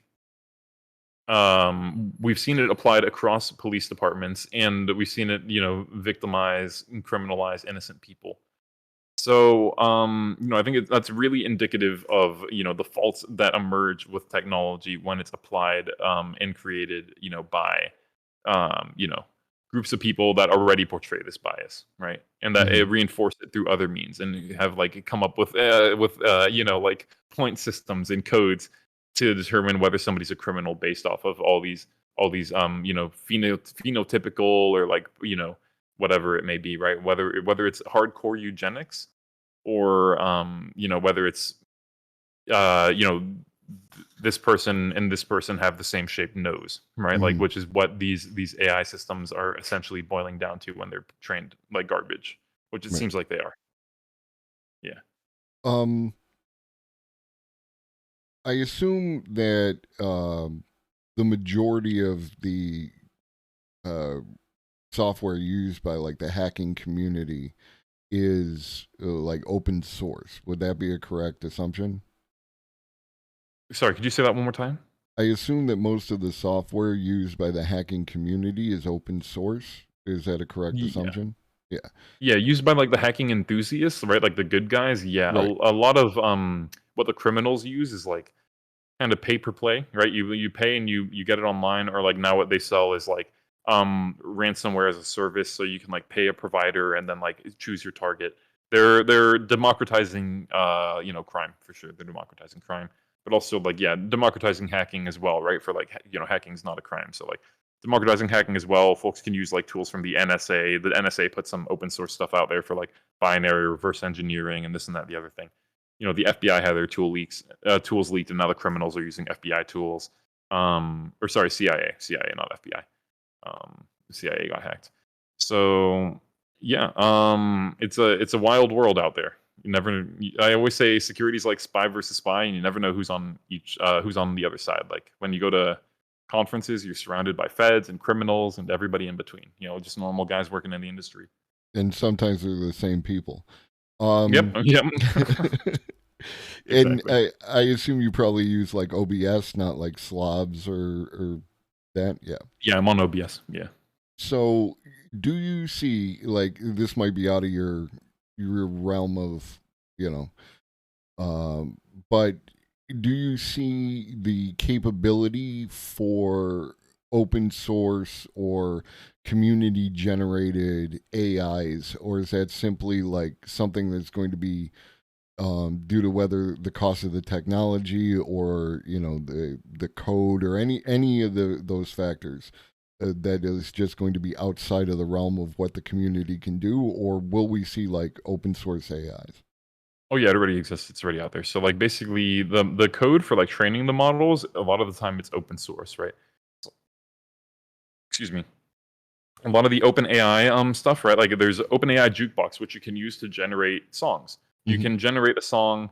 I want to generate a Louis Armstrong song. I want to generate a Radiohead song in the style of like Louis Armstrong. And I could do it if I spent some time looking at it using this, right? I could train a model, or I could use a model that they have trained in the cloud. But yeah, usually the thing that's the barrier to entry is being able to train a model that is going to get you results that are actually significant. Most people don't have that amount of computational power at their disposal. Your average computer user, right? Your person with 1, 2, 3, or 4 computers sometimes doesn't have even enough, right? You need to go out of your way to make something that could handle a workload of that size, or you need to run it for a month. You know. So is it something like, I mean, what do you use? Does that use the CPU, or can you use like GPUs the way the crypto folks were using them? Like, Yeah, they're GPUs, exactly. They're like server-oriented GPUs that like are specifically enabled to handle like AI payloads. Like they're the A1000s, I think. Somebody was chatting my ear off about them the other day, and I got all the model numbers mixed up in my head. But I think it's like a A1000 or something like that. NVIDIA card. Let me take a look. I think that's one of them. NVIDIA A1000. Somebody probably knows. Somebody in one of our chats has to know. Mm-hmm. Where's the AI one? Oh, A100? A100, not A1000, A100. That's it. NVIDIA A100. So that's a Tensor Core GPU, TensorFlow, which is like honestly one of the largest. And you know, I was telling somebody that this is mostly math, and you know, we sort of reaffirmed that a little afterwards. But Tensor, right? TensorFlow basically is a huge library for like a machine learning, right? Mm-hmm. And it's usually what folks use, right? If they want to train a data set, they're usually using TensorFlow, right? And then I don't know too much about the stuff, but I'm friends with a lot of people who are very, very into this stuff.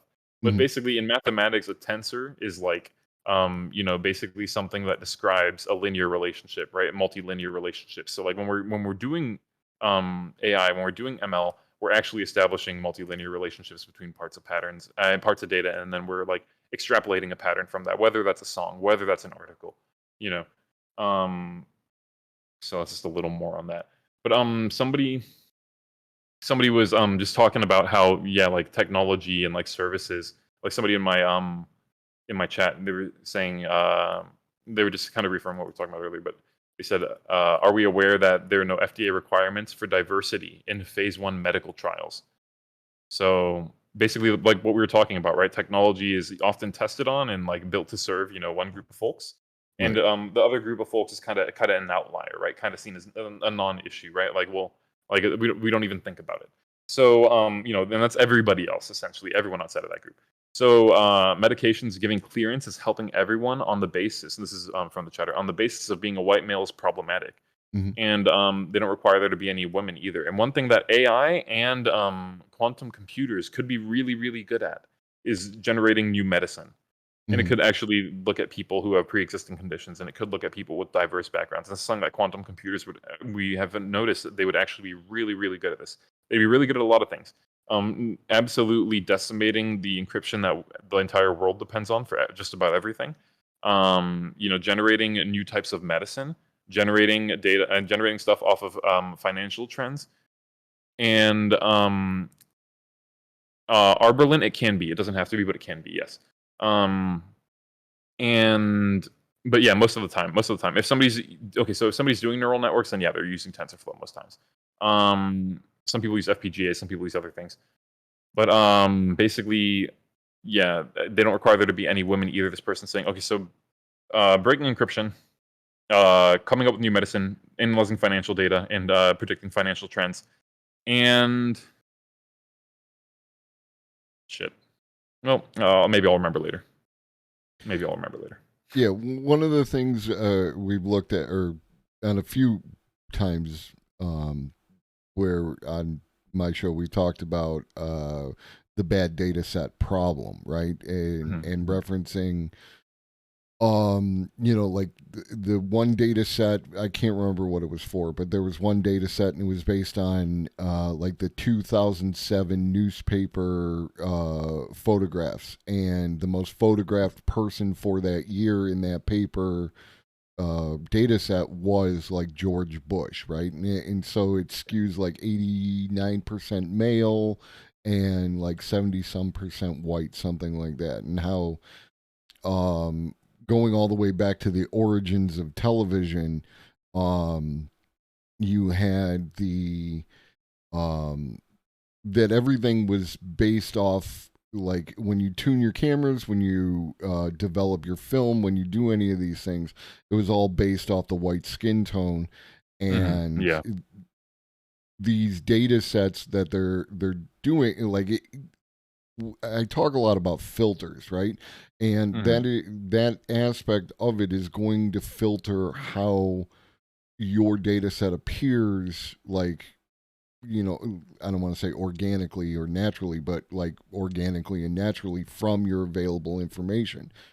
So one of the questions that I had, and this is probably outside of your thing, but if any of your chat happens to know, because I'm currently reading the alignment problem, along with a bunch of other shit, and like my question is, how many pictures of different people would you have to assemble in order to have a good data set, right? Like what would be like a neutral bias data set, male, female, NB, transgender, and then like what all different skin tones and everything else from around the world. Like there's got to be a number for that. And if anybody knows, I'd love to know it. Yeah, I would. If I were you, what I would look into for that case in particular is like this person doesn't exist, which is like a website and a project that's like you've probably seen it, which is like generating new faces of people, like faces of people that don't exist. So I mean, I think that's a pretty good example. But my initial, like as with any I'd say like any tech project, as far as like sample data goes, it really depends, right? It depends on the problem being solved. So it's not like if you're doing something that's like extremely oddly specific, like you're getting. Like, for example, if you're just trying to change people's thumbs to like thumbs up, like in any picture, for example, you're just trying to change that, you need a lot of pictures of hands, well-defined pictures of hands, well-defined pictures of thumbs up, different types of thumbs. So it really depends on the problem. And things like neural networks, like what Arberlin just brought up, things like neural networks have made problems like this a lot easier, especially when it comes to, what's it called, like generative stuff, but convolutional neural networks, adversarial neural networks, things like this have been able to allow us to provide like a data set and then extrapolate from it. So like you can use a smaller data set than you've ever been able to. But that's a hard question to answer with like like you can't just be like 5, right? Like, you know what I mean? Like it depends on a lot of variables, and it's like it mostly depends on the problem. I'd say it mostly depends on the problem, but it also depends on how much you're going to extrapolate from that data. You know what I mean? Like how much how far you're willing to push that data set. Because then that's why you start seeing things with like maybe somebody is trying to do thumbs up, right? And they have like 3 thumbs like in a line, right? Like it lined up columnar, right? Like in a columnar layout, right? Like because then if you start extrapolating too much just from a small data set, that's when you're going to see that weird funky stuff. Right. And yeah, unfortunately, nobody in chat that I know of right now is an AI expert. Our friend here is yeah. We have one guy. We actually have one guy. We do have one guy. He's at a huge company. I can't say which one, but he's at a huge company, and he's been running their AI ML team, and he's a wealth of information, but he's not actually here tonight. Been a long time since I took a statistics course. Sufficient sample size is relative to how accurate you need it to be. Yeah, like the percentile of accuracy that you want. Yeah. Yeah. This person does not exist. Oh, sorry. Go ahead. Oh no, like relevant to that is that's what I'm trying to figure out. Like because that is the problem. The reason that the face recognition software doesn't work is because it's skewed wildly, and I would like to know what that number is, because to me that sounds like a valuable data set to have, because then all your face recognition software could be trained using this, as close to neutral data set as we could find. Of course, there's a whole bunch of problems with facial recognition software in the police state, but, you got to kind of take the good with the bad in order to get, best outcomes here. Yeah. I think it's totally a mix of them being trained poorly and disproportionately being used on the group that it hasn't been trained with, right? So it's kind of a terrible double-edged sword, no matter which way you slice it, I guess. But yeah, it is a hard number to definitively say this amount of pictures is enough to negate biases, right? Like it's hard to actually, like, what you can do, right? And the way that people do this is they get a ton of pictures of people, right? Like a ton of pictures of, if the police want to keep on disproportionately policing black people, what they should do is get a ton of more pictures of black people, different black people, ideally, if they can. And, add them and train their instance of AWS Recognize off of these pictures of black people. and then get their own police officers, their families, bring them into the station, the black members, and then see if it's going to identify them as a criminal. If so, if your family members could be identified as criminals, do you really want to deploy that technology? If the people you love and care about are going to be identified disproportionately as criminals, do you really want to deploy that technology? I think this is the question that these police forces need to ask themselves, but obviously they don't, because we know how they're usually composed. Right. So it's not ideal situation. I wrote about it in like 2018. I wish I could find. It's in my Google Drive, my college Google Drive. I could actually pull it up, and I'll just throw it on stream for a minute. Because it's also in down in Tulsa, they found like 12 bodies in a mass grave related to the massacre, and they were trying to analyze DNA in order to connect these people with their relatives and like that. But there was a tremendous resistance in the community because of how it could be used by police in order to do police shit in that regard. And this is, I feel, goes hand in hand, like with what creates these bad data sets, is that we are not fixing the people. Right? Like, we are not fixing our behaviors as humanity, as a society, in order to remove these things that are causing these things to show up in our tools, Yeah. Well, it's the biases, right, that are inherent in the creators of this technology, for sure. And, I've been working in tech for a while. I've been at some big companies, publicly traded, private companies trying to go public. They're racist at every single company I've worked at. There are people who are openly racist. There are people who I look at how they treat my colleagues, new people coming in at the same time, and I look at how they treat me, and there's obviously, some sort of evil in their heart that causes them to see, if you're past a certain level of melanin, you're bad, right, or something like that, or like, you don't get the benefit of the doubt that your employees get. So everyone who's worked in tech knows that tech is extremely racist. I think, I think a lot of us in here actually bond over that. Because it's such a traumatizing experience, actually. Like, work can be an extremely traumatizing experience if you're surrounded by racists. I actually, here, let me see. I actually have this paper here. I'll throw it up on the screen for folks here. I think I have a philosophy of technology paper on this.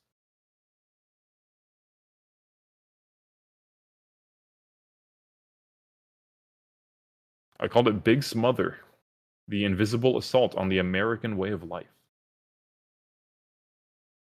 Very dramatic. Let me black out my name. I'll throw it up here.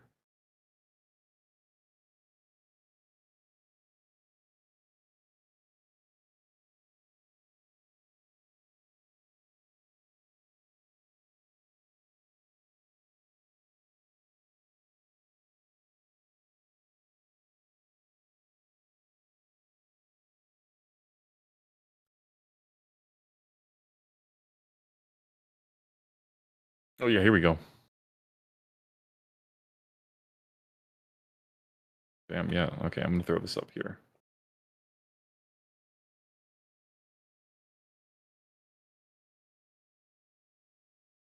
I think I got rid of my name. Yep, I got rid of my name. There you go.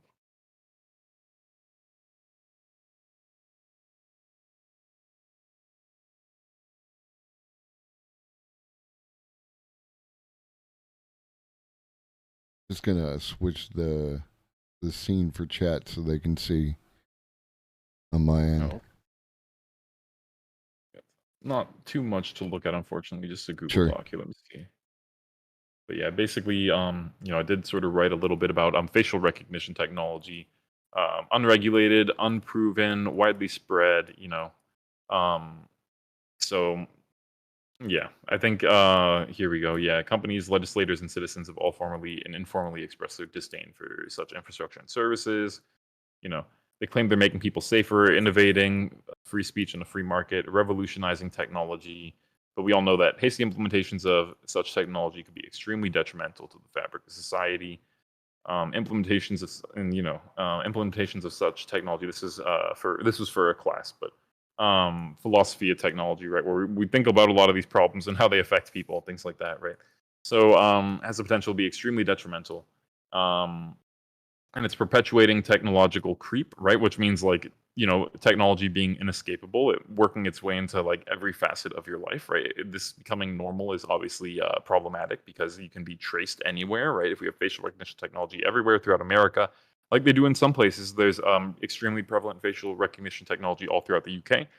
You know, you can track your movements, right? The police can track your movements legally, illegally, right? Who's going to stop them, right? There aren't a lot of good controls most of the time, and obviously the ones who hold the keys ultimately at the end of the day are themselves. So I think yeah, basically it's going to erode the once inalienable rights of all persons in America, right? You're going to be guilty before proven innocent, right? Mm-hmm. So I mean, I think that is ultimately the direction this will go in for people of color, right? These facial recognition systems probably won't get trained in a much better capacity because it's cheap, it's easy for Amazon to just shell them out, and Amazon should be held responsible, right, for anything that happens to anyone because of this technology. They should be held directly responsible for misidentifications and you know, the inevitable police murders, right? State enforced murders that will probably carry out as misidentification continues to occur. So, and yeah. it's unhinged. It's a bad reciprocal PR situation as well. Like in like we've recently seen with COVID, people's and previous to COVID, other anti-vax kind of things, people's lack of understanding and the demonization of certain aspects of, you know, that medical community have led to people to be highly resistant to that kind of stuff and create conspiracy theories. And there, AI, machine learning, all these kind of things are prone by our pop culture with Terminator and just everything you could think of has the bad robot goes mad and kills us all kind of trope to it. And so you'd think that they would want to have a better PR experience by creating a better, you know, quality tool. But like, I'm not surprised when you tell me that tech is highly racist. I'm just, you know, Dad's not surprised. He's just disappointed, right? Like that's how I felt. It was like, you know, it's always about power dynamics at the end of the day, right? It's not like the people, right? Even though we see, you know, famous athletes and, you know, stars or whatever being assaulted and harassed by police outside of their, you know, right outside of their hotel rooms, their homes, their places of, you know, commerce, wherever they're going to do business. You know, even though we see that gross misidentification, right, and how that could, you know, easily result in the loss of life, right? Like, I think people don't realize, and I think, you know, not calling you out or anything, but I think just like as a society, we don't realize how a lot of these prejudices are actually baked into the technology that is going to, essentially control every, like you were talking about with this point system, right? I forget what it was called, but we were just looking Compass. at it. What was it called? Compass. Compass, yep. So just like that, just like point systems like that, I mean, we're going to see innocent before proven guilty. We're going to see, you know, even more, just like in the workplace, right? Like people of color don't get the benefit of the doubt. They don't get the same treatment. We're going to see that expanded to technology, made even more prolific with technology, because of the inequities already in access to technology and the people building the technology. So, you know, the way that I've been, you know, working against that is my mentorship nonprofit, going to these events, mentoring people who are marginalized, people of color, people who are working alone, you know, marginalized genders. I'm on the board of advisors for, you know, a nonprofit that's centered around helping marginalized genders get into technology. So, you know, that is one way that we can fight this. It's not a silver bullet, but it's at least going to make it a little better, right? More technology has never been the right answer. It's always been smarter, safer technology. So and we are yet to learn that. It seems like people are yet to learn that. So, and we can hope. Yeah, it's one thing that we talk about on this channel all the time is how your little acts, right? Like you don't change the future through like going back in time and killing baby Hitler. You change the future by doing small things, and then there's a compound effect that happens because the person that you teaches to other people, so on and so forth, and it kind of snowballs in that regard. But I really like, I mean, it really goes back to like these tools act as a mirror for us, right? Because the AI cannot do anything other than, you know, what garbage in, garbage out. It just gives it right back to you. So our failure to address things like white supremacy, white privilege, the general racist structure that is baked into our societies and cultures, that until we address these, you know, externals, the internals of the tools are always going to give us that same kind of thing. And the way that people are going about trying to patch these things as opposed to going back to first principles and doing it from the ground up. I mean, is there any hope for patching this shit? Or are we have to go back and just tear it all up and start from the bottom and rebuild better stuff? I mean, I do see a lot of people addressing, right? Like, and it's the same thing as the medical industry, right? We have, you know, a habit in the West, right, of treating the symptom and not the cause, right? Like treating the ailment and not the cause, right? Remediating that. So it's the same thing in technology, right? Like we're putting, you know, people are so focused about delivering features. This is the bane of my existence as a guy working in security. People are so focused on just feature. We need that feature. It's going to sell. We're going to land this huge deal because of that feature. We need the next big feature. We need a feature advantage on our competitor. You know, they have this feature. We have that feature. So it's all about features. They don't care about, you know, fixing a lot of this stuff. So I think, yeah, when it comes to fixing the biases in facial recognition systems, somebody's actually going to have to care. And I think Amazon, I don't think Jeff Bezos and Amazon are going to care. You know, they run their business a particular way. They don't care. Hire to fire practices, everything you can imagine that's bad under the sun. They're doing it in one team or another. So yeah, I mean, I think it's just indicative of where they're at. It's indicative of where tech's at. I don't want to say it's all doom and gloom, but I've been working in high tech, and I just don't really think there's a lot of hope for just like patching this. I think the problem is the people. The problem is the system. The system enables this. You know, maybe if we think about it, it's even profitable. It's even possible that it's positive for Amazon to continually tell police that they should go after this person and this person's hit, because then they think somehow in their head that it's still to some degree working, right? Even if this person doesn't pan out, even if it's the wrong suspect, they're fine brutalizing black and brown bodies for being the wrong suspect, or because they believe they resemble somebody, or because they didn't stop the way they wanted them to, right? So they're fine with that. But if they have a computer to reinforce that and, you know, give them a little bit of, you know, absolve them of a little bit of responsibility, I mean, they're gung-ho. They're ready for that. They love that. So, you know, that's just shifting accountability, right? And it's essentially technocracy, right? The computers are going to tell the police who to brutalize. And it's that more policing leads to more arrests, leads to more crime statistics, leads to more policing feedback loop. Just now we're adding on the anonymity of the robot in order to justify it all. Because it's not us, it's the robot. Human in the loop. You got the check mark from the system that's saying, the surveillance system that's saying this person resembles this person enough.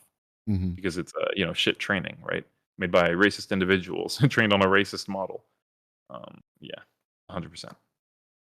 Is there, talking about like the data set of a sufficient number of faces and the open source aspect of what can be done by, you know, people who do code and like some people who do code get off on like, in the same way that artists do, like that, like this is elegant, this is beautiful, and highly competitive. Is there enough of that potential to, like, you know, hack the planet, like where we could open source community build enough of these tools that are better to the point where they can replace that which manufactured by the corporation? I mean, it happens a lot, but I think for this specific example, like facial recognition technology, like there are some people who are probably making good open source facial recognition technology. Not a lot of hackers and enthusiasts are about that because they don't like the idea of what comes with facial recognition technology, which is usually, technocracy, localized surveillance, right? Maybe countrywide national surveillance, and then there are all sorts of implications with that, philosophical implications, right? Of what people will do, how they will behave. We talk on my stream a lot. We talk about the chilling effect, Mm-hmm. and that would obviously produce some sort of chilling effect. But and it would modify human behavior for sure. So I think and sometimes these ways aren't necessarily measurable. Sometimes we don't necessarily have good ways to quantify them. But we know that obviously modifying the parameters that people exist under, right? Like modifying the systems that people exist under will obviously change their behavior in some way, right? Whether we can tangibly quantify that easily or not.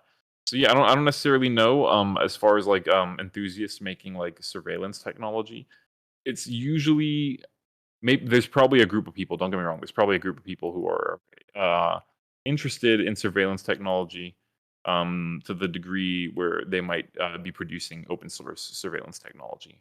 I guess I just haven't really looked that far. Mm-hmm.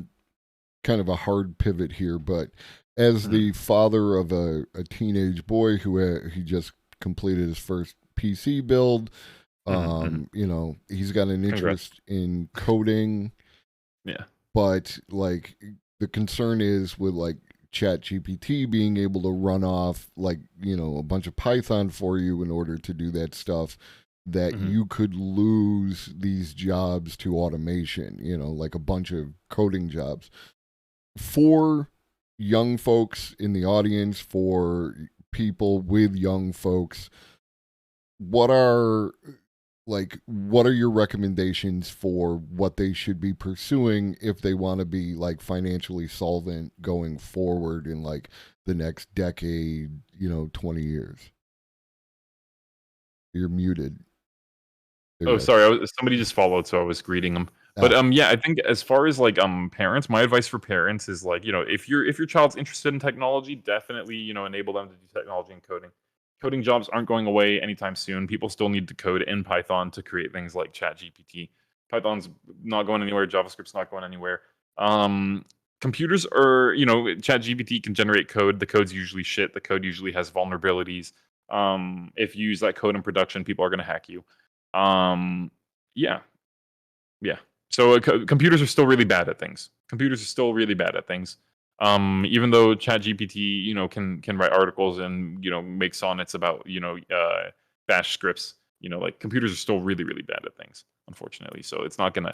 Well, fortunately, because now I still have a job, right? I still have a job as a security guy. I don't have a job right now, but if I could, I could start working tomorrow as a security guy, do my security job, and I don't need to worry about AI.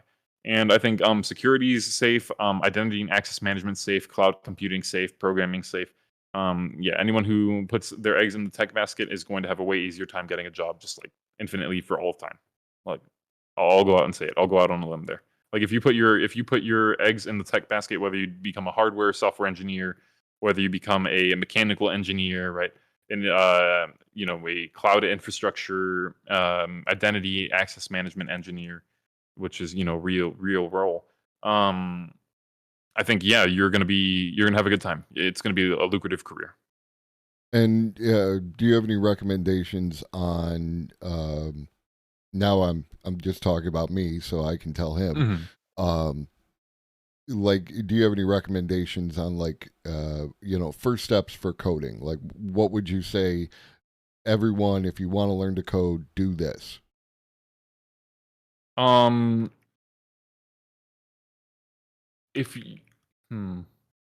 say if you want to learn how to code, I'd say pay attention in math class because it will help. Mm-hmm. For kids for sure, and for definitely anyone who's interested in even an adult, I'd say pay attention to math. Maybe there's some accounts on Twitter and stuff like that, and I know on Instagram that do little math puzzles every day, or they'll info about math. Start to brush up on your math a little bit.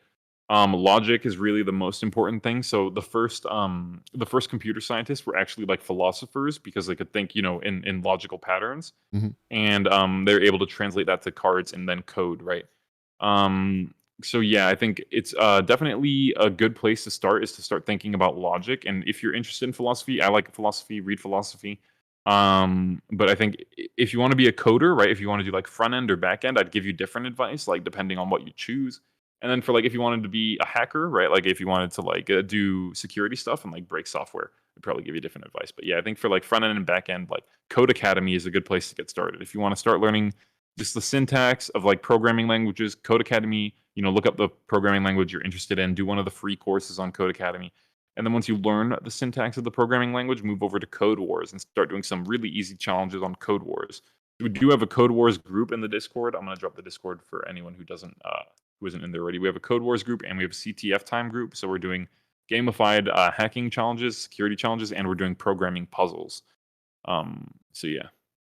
Yeah, I got him to follow your stream the other day. So hopefully he'll spend some time watching you, join you in the Discord. I've been singing your praises, around like how helpful everyone in your Discord was, around the build. By the way, the person who just followed you is Reading Rap. Reading Rap is a member of our extended community. Great dude. Just keep him away from your mothers because he does love MILFs. He's a mother lover. Gotcha. Yeah. It's fun. We're coming up on the end of our time. Is there anything you wanted to cover that we didn't talk about? I know you said like we're probably going to have more stuff to talk about in the future, and I feel that that's the case because we're running on parallel lines. You just have more educational background, and I'm finding everything I can lay my mitts on. It's been great. It's been super fun. Yeah, I'm sure we'll do this again. Yeah, I've been enjoying your chat too. Your chat's pretty great. Yeah, and your son. Yeah, any questions, anything like that? Yeah, happy to answer. Anyone else's kids too?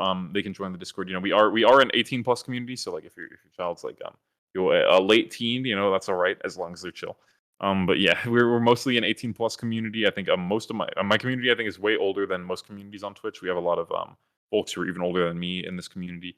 But we mostly talk about cybercrime, and it's me getting angry about cybercrime. So occasionally there'll be some choice language, a couple Fs, couple dams. But yeah, definitely not a child-oriented place, not child-oriented content whatsoever. It is about life and crime and criminals doing terrible things to the world, and us researching it because we're fascinated. We're fascinated by cybercrime. So we don't do any crime. Nobody in this community does any crime. So if you ask about crime, you'll just get tooted and booted real quick. So don't ask about crime, or don't ask about doing crime. But yeah, anyone who wants can come through. You can please feel free to like ask any questions. It's always an AMA when I'm streaming, and I stream every day. I stream about cybercrime every day, maybe a little too much. But yeah, I'm happy to answer any questions, guys. You can drop them in the chat anytime. I'm going to see it. I got Chatterino up. But yeah, we have all sorts of folks, people interested in 3D printing, people working on software and hardware projects. I learn a lot from you guys too. So yeah, we have an extremely diverse chat of people who all just like are about helping each other learn and grow. So yeah, Globus, totally happy to help with your son's PC. I'm glad he's got his first build done. Also shout out in here to Globus, the Elder, guys. Give him a follow if you haven't. That's who I'm talking to right now. There you go. Yeah, and for your chat, I'm Globus the Elder. I stream Monday through Friday, 5 to 7 Eastern. Lately, for the past 25 streams, I've been talking about AI, robotics, cybernetics, any news I can find. My politics are generally leftist, and I like to shit on Elon Musk, especially because of the PR damage I think he's done. Because perception is the thing. Yeah, we're a welcoming community, and we're tight knit, and then the people that I associate with generally are the same kind of thing. So when I raid out, I generally raid you into people who are doing good works out there, and because that's what I think that Twitch has a lot of potential for exactly that. Is like. Mm-hmm. Like what you did with in Nabil, where we can, I assume that you live in the States. I don't know. Yeah. Okay, so you live in the States. Nabil is in Canada, but y'all got together and did a thing, right? Like, yep, this is totally. That kind of service that could be used, and with the panels and everything else, I think there's a lot of potential to do a lot of good works on this platform, and I think that we need to own it so that drama frogs and other whack jobs don't dominate the space. Yeah, I mean, when you look at it, a lot of the streamers who are the most popular on this platform are a bunch of white or white passing people who got famous saying the N word and other extraordinary slurs and weirdo like behavior. And they're still active on this platform. They're still the most protected people on this platform. They're still the people on the platform with the most viewers to this day. So I think that's extremely telling, and obviously it's disappointing. And these people could be doing a lot more, and they've done a lot more harm than good. Right. And they're the untouchables of Twitch. So I think it's super important, especially like community stuff like this, and being able to do this as long as we can, as long as they'll allow us to, because obviously these people make them the most money, and this exists under a system that is purely designed to make money, right? Right. So I think it's extremely unsettling to see the behavior of these these huge popular streamers on Twitch, their histories of behavior, their lack of actual meaningful retribution for their behavior, which is only financial. Like, just give up your money if you're gonna shit talk black people, if you're gonna do this and that, if you're gonna use these slurs, you got to pay with your wallet. So I think there are people who are just absolutely doing nothing and have extremely large platforms, and I think that's extremely disgruntling for those of us who like actually care. So Nabil, coming to me with this thing, it was just a no-brainer. I'm in the States, he's in Canada. It's a Canadian charity that didn't even factor into it. I think we need a lot more of that, and I would encourage all of you, if you're streaming, to do a lot more of that. And if you want me to come on and talk about technology and you want to raise money for something good, I will 100% do that. I will always do that. So. Charity streams, always good. Thank you so much for having me on today, Globus. I really appreciate it. It was a great conversation. We could definitely do something like this in the future. And I definitely welcome change. Welcome change to my content. I just sit here and I talk about the news for like 8 hours. So I just go motor mouth on cybercrime and cybersecurity. So definitely a nice little change of pace for me, because I don't usually talk about AI. People usually talk to me about AI, right? Like friends who are really, really in the space. So I don't usually talk to people about AI. So good change of pace for sure. Welcome change of pace. Appreciated it. And thanks for having me on. Yeah, no, absolutely my pleasure. And just to reference that point is like, we as the streamers act as avatars, I think, for our chat, right? Like, they have questions, they want to communicate stuff. We're willing to put ourselves out there, put our face up, and, do that and that kind of thing. And it's good, that they have that, and that we can then communicate with each other, to ask the questions that they might want to know, and to educate them in things that they, because it always comes back to, we don't know what we don't know. And by having this conversation, maybe we spark, some thought in someone in chat to go on and create something great. And that is always the hope, Definitely. And this offer obviously extends to your son, but also anyone else, right? If you want to learn how to basically write code, we are doing a book club, and it's Hacker Book Club. So basically, the book we're reading right now is Black Hat Python, 2nd edition. So you're going to learn new Python code practices, and you're going to be able to make your very own malware, obviously for research purposes. You can use it on your own network. You can use it on networks you're authorized to. But basically, I am happy to help you. We're going through those exercises. We just finished chapter 1, so you have a lot of time. Very cool. It was a pleasure talking to you, and I look forward to speaking with you again in the future. Awesome. Thank you so much for having me on. Hope you have a great night. You too. Thanks. See ya.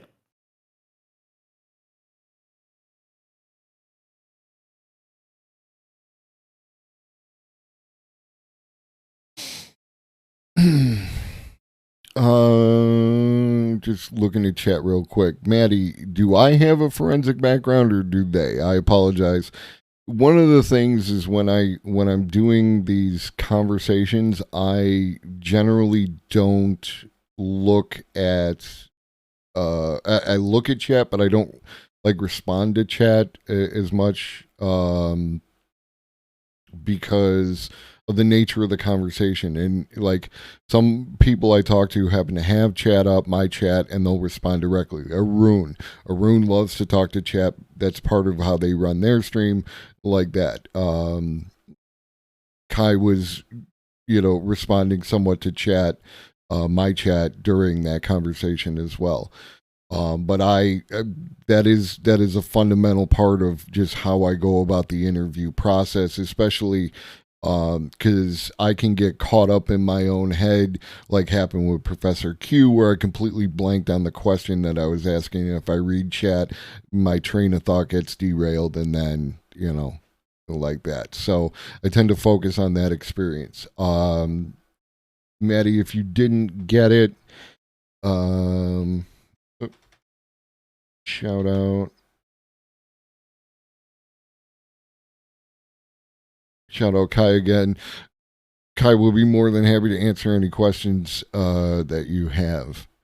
Yes, exactly, Read and Rap. I think that, this is one of my fundamental principles when I started on the platform is it is making these connections, between different people who have different skills and I feel might get along. Sometimes they worked out, sometimes it didn't work out, sometimes there were problems, sometimes there weren't, but generally it had a positive trend. And yeah, I want to get these people associating with each other because again, I want to create that community in this space. I want to dominate this space. Even if it's all, kind of like underground, because the big names are always going to dominate the space in terms of money, we can dominate the space in terms of utility. And that's where I come down on that. Wusa. What up, Wusa? Welcome to the community. For the question about how to learn programming, I wasn't asked as a dev. I'd say don't be stuck in theory, learn by doing. Don't spend all the time in tutorials, books, videos. Start a project and learn step by step as you need features, or try a problem that could be solved by programming. Question is, a while back, there's a thing called a Kano, Kano, if you're still here. And it's like a Raspberry Pi, build a computer, put Minecraft on it, something like that. We've still got that, and I'm just wondering if that would be, if you are aware of that, and if you think that that's a valuable tool. Again, suggest game dev stuff due to editors offering feedback that can be important depending on learning type, like if one is visual. And for my son in particular, I think that he's on the Roblox, he has done the Minecrafts, there is that association there. Kano.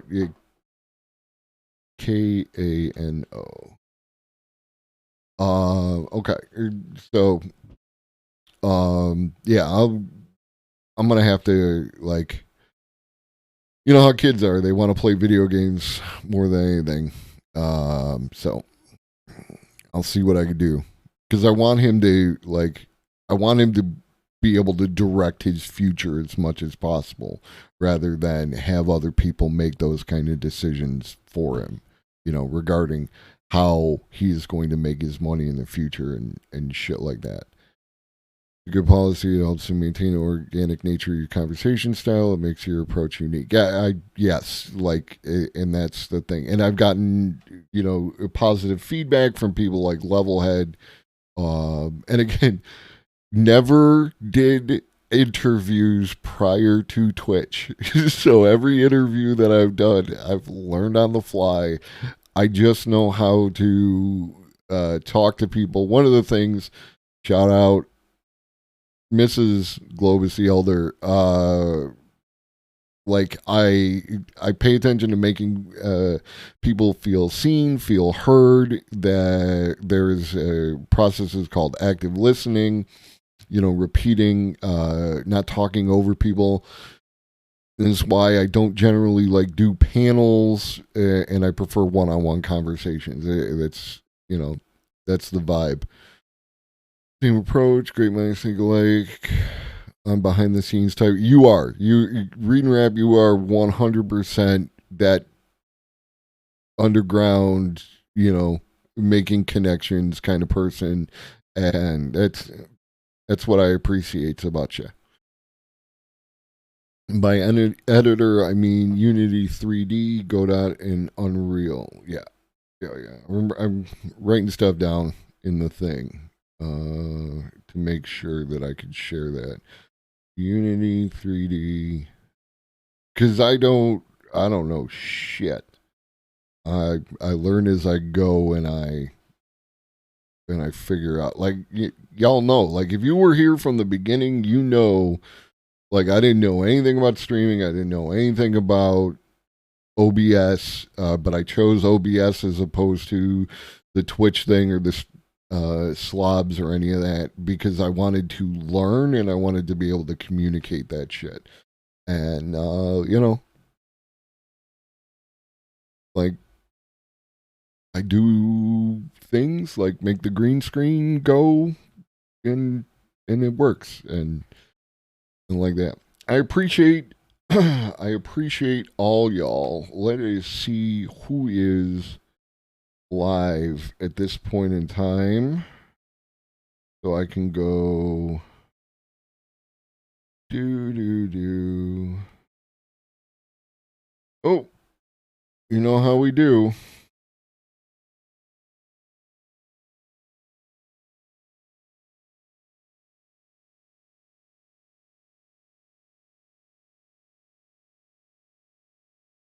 Our boy is live. Hey, babe. New Cody just dropped. If you like Cody Shody, we should be watching it tonight on the show. You know how I feel about Paradigm. Like, that's my boy, and I want him to do great things. So, thank you, Wusa. Let me copy that. Okay. As always, drink your water. Make sure you eat something. Take your meds if you forgot. Shoggy loves you. So do I. Stick around for the raid. Be good chatters.